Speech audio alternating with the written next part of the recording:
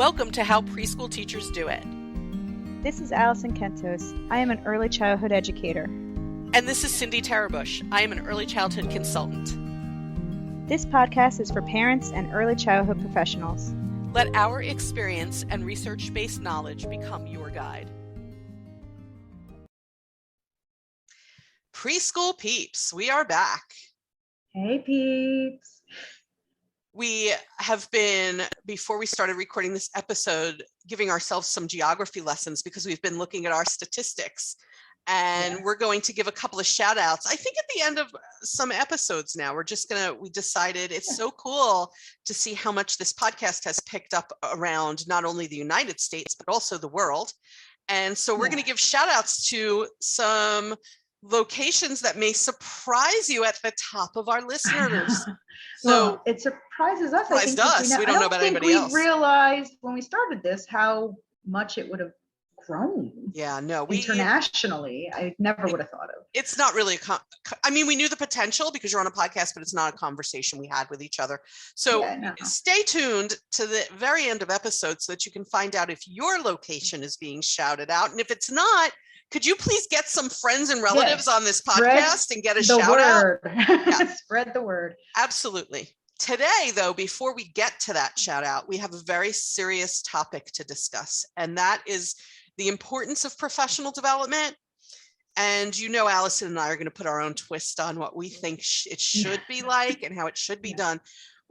I think it's important, if you are not a professional, for you to be listening to this anyway, because I think families should be asking questions of the people who are caring for and educating their young children about what their professional development is like and how they pick it and why they value it and what they get from it. I also think if you are, let's say, I know we have homeschoolers who listen to this, it maybe can give you some clues about things you might want to look into for your own professional development. You're acting in the role of the teacher, and you are your child's primary teacher because you are their family. You will always be their primary teacher, not any professional. So it's good for you to listen to this as well. So let's start talking professional development, which many of you know who are listening to this podcast. I'm somebody who provides professional development.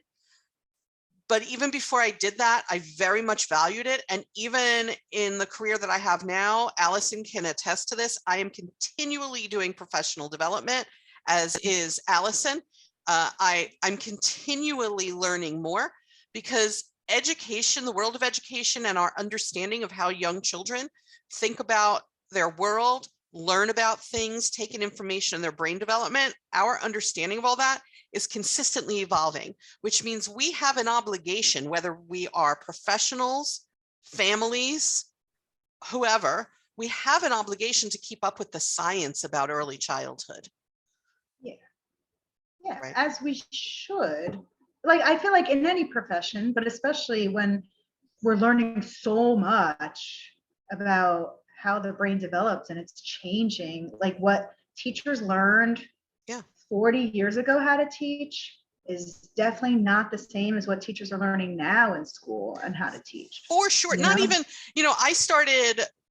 I've been in this for more than 20 years, but even 20 years ago we were taught to do things very differently than our understanding now. And the expectations of us as educators and families as well, by the way, raising children was very different 20 years ago than it is now. My experience is that because of how professional development is viewed, sort of like a chore that I have to check off my list, that people don't always really take advantage of or dive into that learning, which, by the way, fills your bucket. You cannot give and never take in, and that includes knowledge. Yeah, that's true. Why is it important to continually grow your knowledge? Because it inspires you.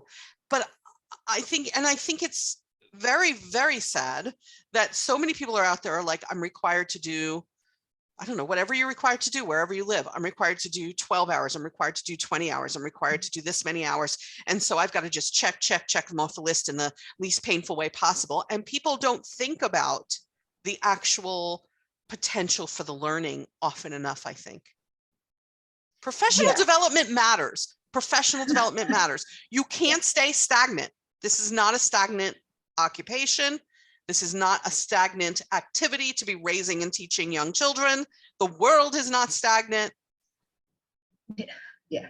No, I mean, think about if you in the past 20 years had never added to your knowledge about even things like technology, you wouldn't even know how to use your phone, your microwave, your television, your car, you have to consistently be evolving with the world.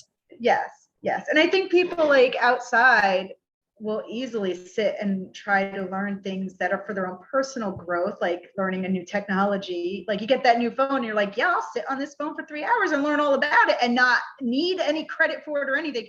But when it comes to like, oh, I had to take this class for work, everybody now, like Cindy said, it's almost like a chore. I have to do it. Well, I have to.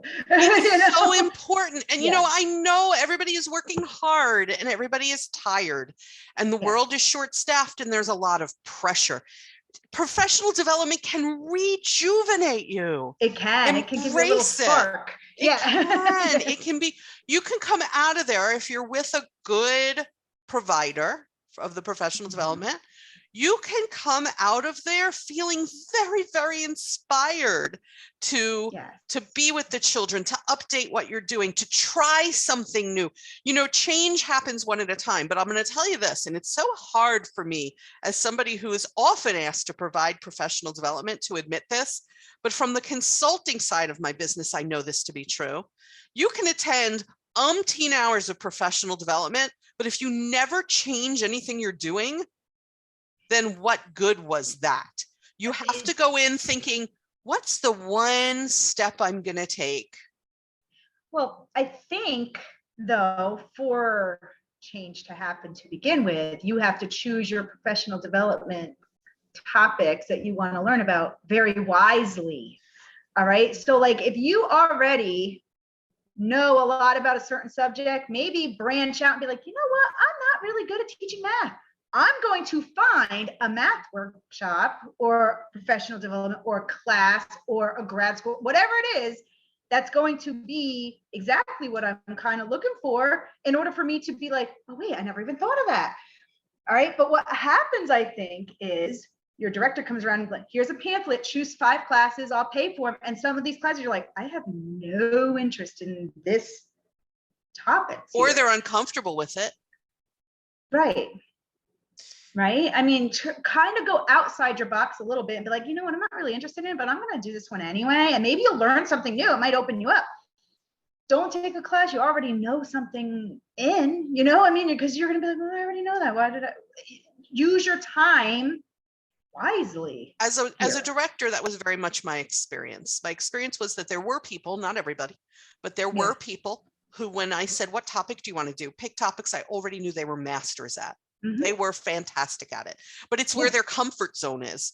As Alison said, you have to step out of your comfort zone, go to those things that you think that you either are uncomfortable with, don't know much about, challenge yourself to be vulnerable and uncomfortable and go learn something rather than go right into your comfort zone. But I also know as a consultant, if there's no accountability and follow through after a professional development session, then it's not going to be as effective. That's what I do. Like in ongoing consulting is like, I may provide that program with professional development and then we follow up. I follow up with the administrator who keeps them accountable for making changes, to just even as a leader to say to people, go get your professional development and then never follow up. And that sometimes happens. That was not a good use of their time. That's why they don't value the professional development, because nobody's ever following up on it then. And so it's then in the person who attended, in their mind, it's not important. Nobody ever really made sure I did anything with it. There needs to be a system. I think, first of all, and this will surprise no one who listens to this podcast, I think that the whole system of professional development needs to be rethought. Oh, yeah. I think that we should not be giving people hours for showing up. I think we should be giving people credit for gaining knowledge, which means you attend professional development, you somehow have to prove you were listening, thinking about and reflecting on your practices, thinking about what you can do more of or differently, and having to demonstrate that in some way.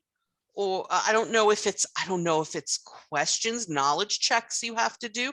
I don't know if it's someone observing you to see if you've done it, like they do for CDA credential students, where they're observed. That's the Child Development Associate credential that's administered from the Council for Professional Recognition in Washington, D.C. They have to do a certain amount of hours of professional development, and then someone goes to observe them. They put together a portfolio.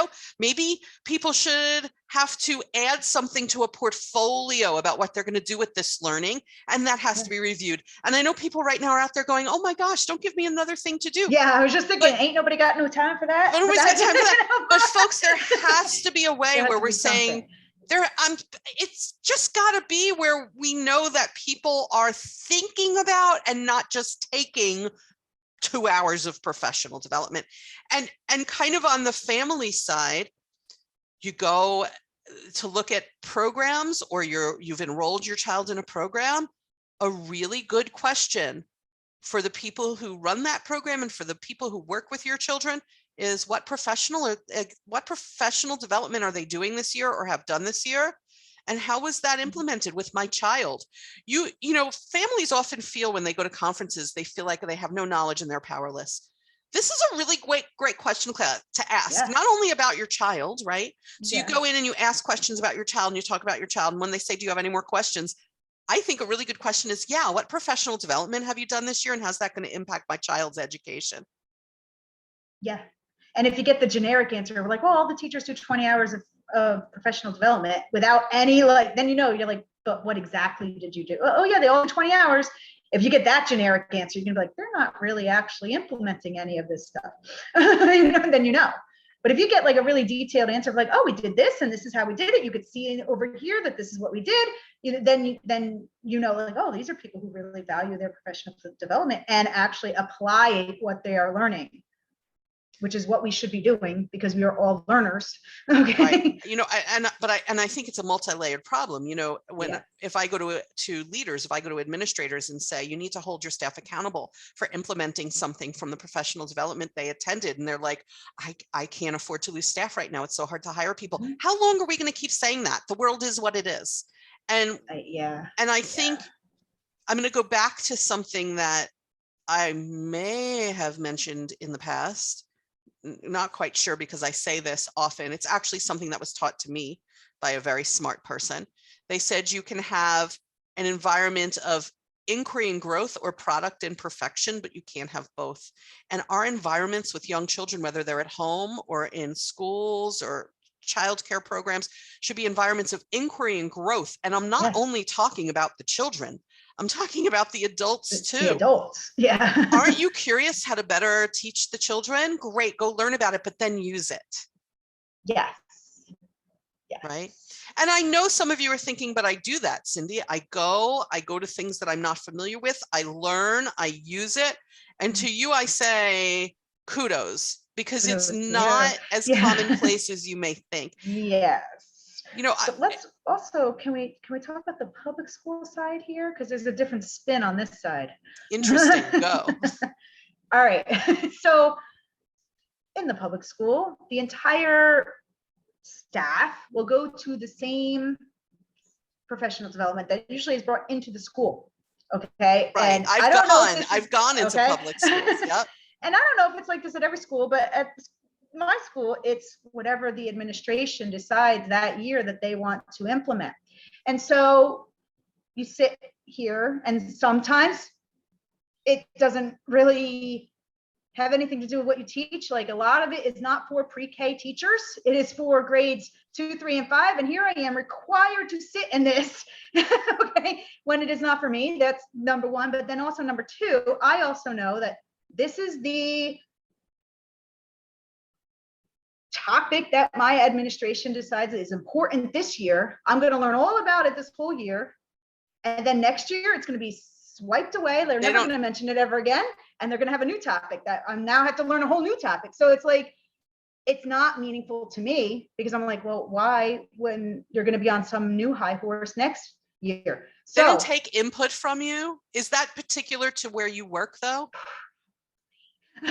I don't know if it's like this everywhere. It may be particular. It may be particular to where you work. And the reason that I say that, I have no evidence. If people are listening, I have no evidence.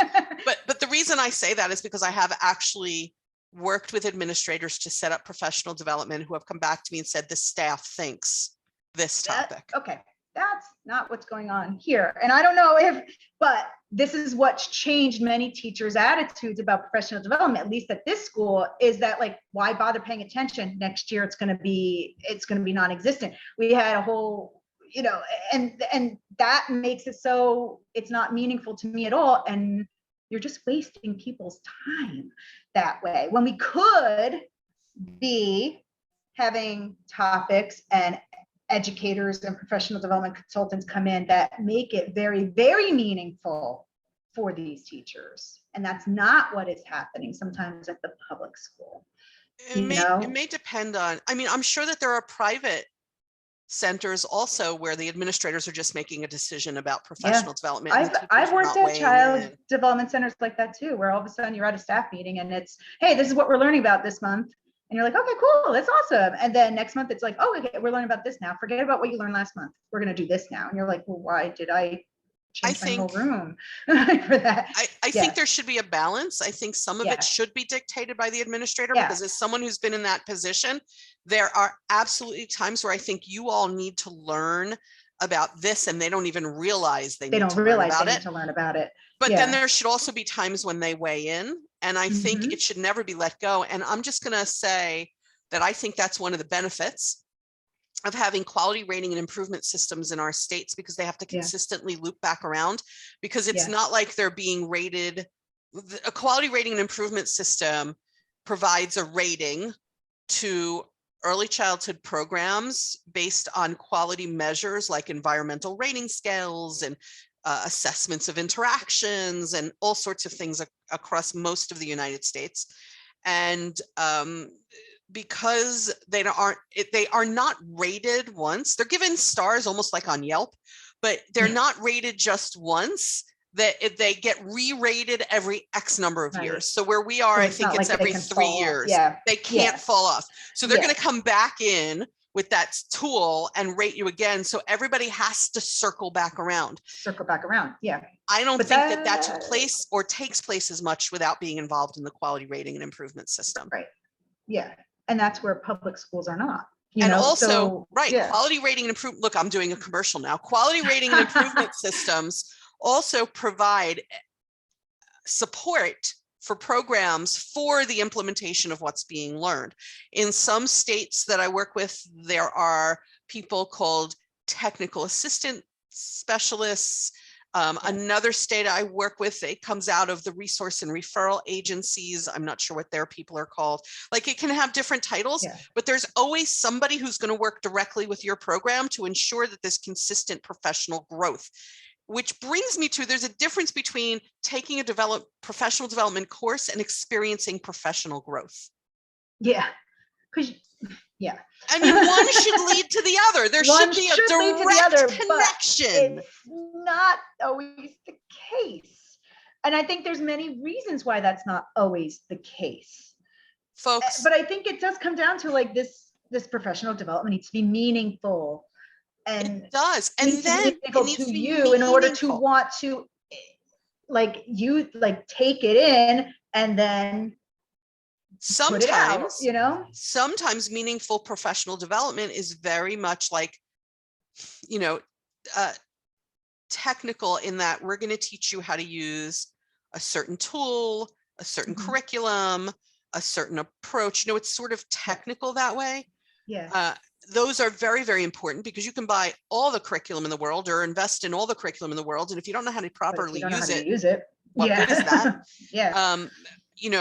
We also need to build awareness of things like the impact of culture on children's worldviews and, that sort of professional development. I think we have to remember to always go in, never assuming we know it all. That I'm happy to say, and I don't know if this is true for everybody, but from where I sit, from my perspective, I hear a lot fewer people, many fewer people, a lot of fewer people saying, I know that's a strange English, saying things like, but I've been doing this for 20 years and it works. I think the pandemic, maybe because of how much had to be changed and shifted, knocked that argument out a little bit, because nothing we did before seems to apply. Or seemed to apply for 2 years. Yeah, the world changed. You can't do the same stuff. So I think the fact that things were so different negated that, some of that anyway, that that thing that people used to look at me and say, listen, I've been doing this for 20 years and it works. Now, even just the understanding that children are being raised in an entirely different environment changes that argument. Yeah, and some of the things you might be doing might work, but not for the reasons you want them to work. Or not as much as you think they do. They can have short-term effects. You don't, so, it used to be, interestingly, of all the topics that I provide professional development in, it used to be that behavior was absolutely a runaway #1 requested thing, and that's not the case anymore. When I look at the portals through which people sign up for my professional development across multiple states, running kind of neck and neck with that is understanding how to do observation and assessment. And that, for me, is uplifting, that there are so many people learning about it because it's how you drive curriculum. So that's another shift that I've seen. And again, part of that is because quality rating and improvement systems teach us that you have to be doing that. It's part of high quality practices that we didn't know about, 20 years ago, were so important. And I guess I wish people would go into professional development like, this is for me. This is going to fill my bucket.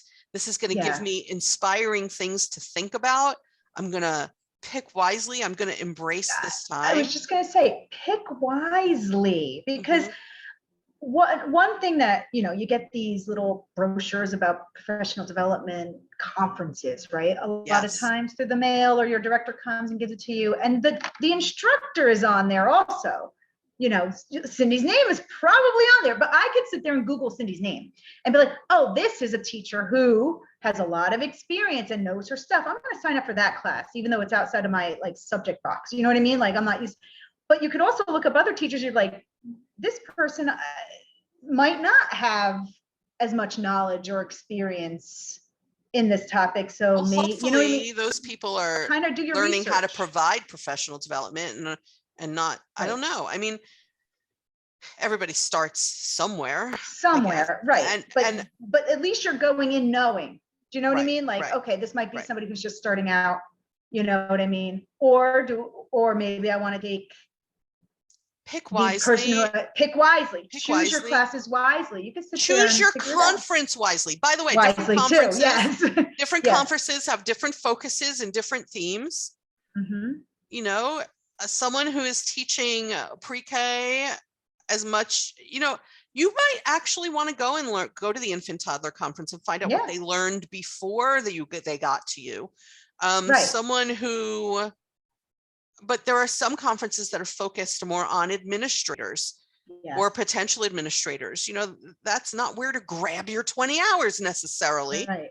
Yeah, but sometimes I feel like if you're stuck, right? Say you have this requirement that says you got to do 20 hours within a certain amount of time, and this is the only time you have, you're stuck. Otherwise, what happens if you don't do your 20 hours? Well, it's not good when you don't do your 20 hours. I know. Again, I'm gonna be like, okay, it shouldn't be about hours. It should be about knowledge. I know. Thank you. That's what I'm trying to say. Because say you are a person that doesn't have the time to go to a workshop on a Wednesday night, right? You have another job, you have a family, whatever it might be. Why can't a center send one person that person then goes and maybe comes back to a staff meeting and teaches everybody. I'd like to answer that question. Yeah, could you answer that question? I can answer. People on YouTube are like, she just raised her hand. I would like could you answer that question? I would like to answer that question. Yeah. Because then we're playing a game of telephone, and what I say as the professional development provider does not translate all the time accurately to the rest of the staff. Is there a way, though, that it can be done? Maybe through I think technology that now. There are ways that it is done. There are asynchronous. There are asynchronous online ways to get professional development. Yeah. And by the way, also family education. Yeah. There are synchronous ways on Zoom, which a lot of people, many people have embraced, because you don't have to leave your house, and you can do this. That's what I'm saying. Like, you can leave your classroom if you have coverage for a couple of hours and go right back in. A lot of people have embraced not having to travel anywhere. So that's why in my professional world, I can stay as a virtual worker forever probably until I retire. Because all I feel of the entities I work with have now extended virtual learning pretty much forever. We've been talking about choosing your workshop wisely, and if you find a workshop now that's virtual, say coming from Iowa, and you live in New Jersey, you can now hop on that Zoom, because that topic and that subject matter in that conference is like more geared towards you, and that topic's not coming to New Jersey anytime, since you're like, hey, I'll sign up for Iowa. Did you like subconsciously say Iowa because I've mentioned to you that I've been working with people in Iowa? Did you realize that? Yes. Like weeks ago, maybe I told you that I was working with some people in Iowa. That might be why, because hi Iowa. Hi Iowa. Hello, my people in Iowa who I've done trainings for and with. Hi. So didn't mean to do that, but there you go. Yeah, but that's Iowa. true, right? You can sign up for these classes that are all over the world now. Yeah. You know, and a lot of them are recorded too, I think. So like, if you can't hop on maybe at that time, you can get the recording. You know what's I don't permit that on mine because it's my intellectual property. There are a lot of legal. Some of them you can though. I mean, there are asynchronous things where people will get your permission to record you and have it, but also most of the time you have to have like a password or something. It isn't just out there. No. I mean, like if you signed up for the workshop, like usually you'll get some kind of link. You'll get an email later, a link that says, okay, you signed up, you know, here it is, kind of thing. Yeah. So there are synchronous online, asynchronous online, still some in person. Though I think, I don't know, people are many people are embracing the technological ways of doing this for a variety of reasons. And if you find someone who's good at doing it online, then it's, I think it can be very beneficial to the people who you're asking to drive somewhere or go somewhere, or they don't have to. They can be in the comfort of their own homes for professional development. Okay, folks, I think we're going to let this sit for now, but we may come back to this topic eventually someday in the future as things continue to evolve. We promised some shout outs. Speaking, hi Iowa, we like kind of shouted you out, but you weren't our technical shout out for this episode. So I'm going to my list of who's been. You got to bring more people in Iowa for that to happen. So here's our. I believe in them. They'll do it. They'll do it. They're really cool people. So here's our surprising top numbers from like the last 7 days. We had a lot of people around the world. We had a lot of people listening to this podcast in Guam. Hi, Guam. Hi.